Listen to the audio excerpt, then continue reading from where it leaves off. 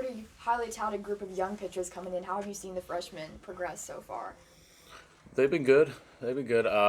With the short window over break, there's not a whole lot of time to get into shape. So when you go into that first game, and most of the games are scripted, so you already know that they're only going to throw this amount of pitches or this amount of innings, whatever comes first.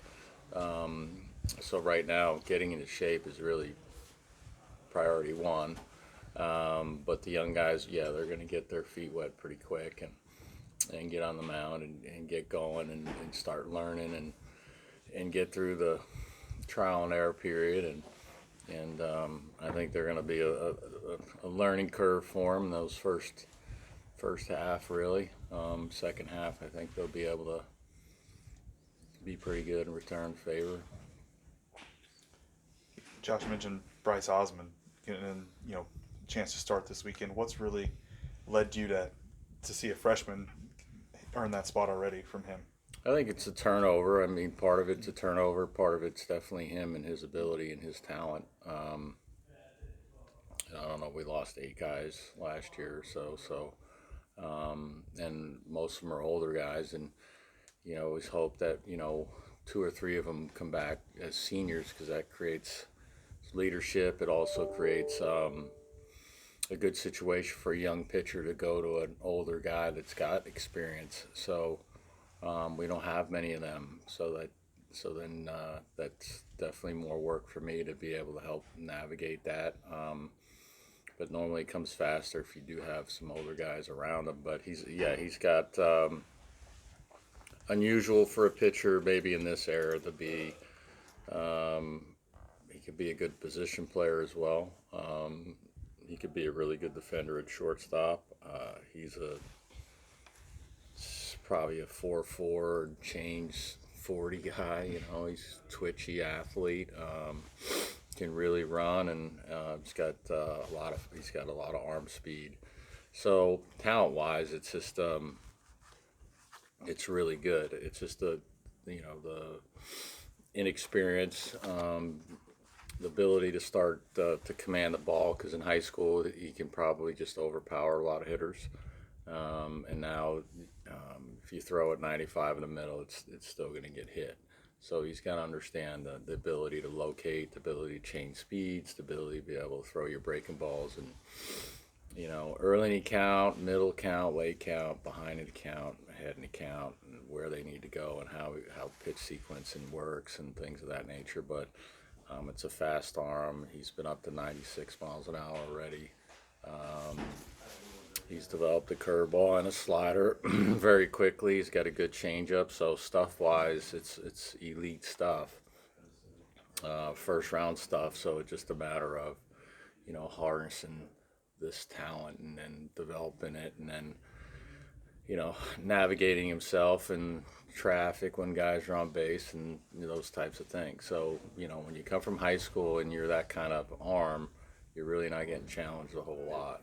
So now, he's got people that are going to challenge him on a daily basis. So how you react to that, how you, work yourself mentally through that is probably going to be key for him. Justin Campbell, Cale Davis, and Ryan Bogus, Wyatt Cheney, all these guys are probably going to get an opportunity to pitch.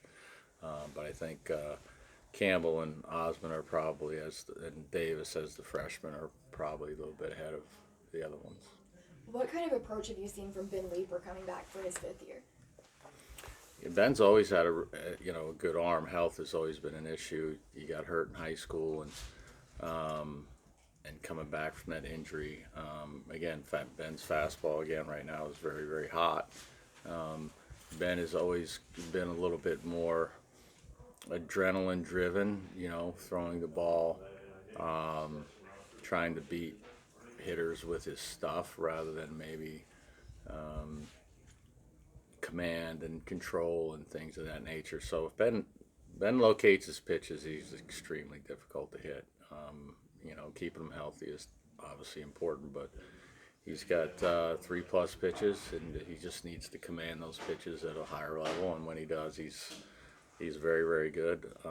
So I think for Ben, it's always going to be his mind connecting to the pitching aspect of it rather than maybe the throwing aspect of it. Um, but Ben's a great kid. Enjoy working with him, but I'm looking forward to see how he's going to navigate himself mentally when he gets on the mound. Is he going to go to his intelligence, or is he just going to go flat, with his stuff? So it'll be interesting to see. But if it's exciting in a way because if he puts it together, it's a dominant guy. You talked about how after the way last year ended, he kind of comes back feeling like he's got something to prove. Do you see him coming in with a little bit of an extra fire at all? Depends on how he approaches that. Just the same way, he may want something to prove and try to throw it 100, and then it may be down the middle again, or he can control himself and be aggressive as he can, but just make sure the ball is located correctly. So it comes down to the pitching element for him. So getting something to prove. I think if he puts the mindset, I'm going to prove to everybody I can really pitch, then you're going to see somebody really special. If he's just want to go out there and try to throw by everybody, then we could have some difficult games. Mm-hmm. So I think depending on how he looks at it, it's going to depend how well he throws it. How has Parker progressed since last season? Yeah, more mature, very more communicative. If you have an injury like he had, and so a lot of the guys now coming out of high school are coming in hurt, because they're getting showcased too much and they're the kind of the hired guns and whatnot. So then you have to deal with that. And even though they have surgeries and they're healthy, according to the doctors tell them healthy, there's still the mental side that you got to get over. When you first get hurt and you start throwing, knowing that you're physically fine, you're just wondering in the back of your head, is something going to happen? So you got to get through the mental hump. So I think he's kind of got past that, and he's added a slider, which is really coming along. It's really being good. But he has some mound presence, composure. His velocity is good for not a very big guy. He can get a 92 or 3. He throws 4 pitches for strikes. He understands the command control aspect of it. I would compare him to, kind of like a Tom Glavine type guy. But Parker has a really good curveball. It's a very, very good curveball. So he's a pitchability guy. It's got some mound presence. I think he's matured a lot more. He's a little bit more outgoing. Very easy to coach. So, he's the one guy that's, people would need to lean on. But when you come through an injury and you're a little bit more of a quiet guy, then, he's still trying to, kind of navigate himself as well, even though he's an older guy. But he's done really well at this particular point. I mean, he's really our best guy. But this weekend we'll probably start Bryce on Friday and Parker on Saturday, because the way you got to navigate your bullpen in a 3-game series, you like to use it on a Friday and a Sunday, give him a day off.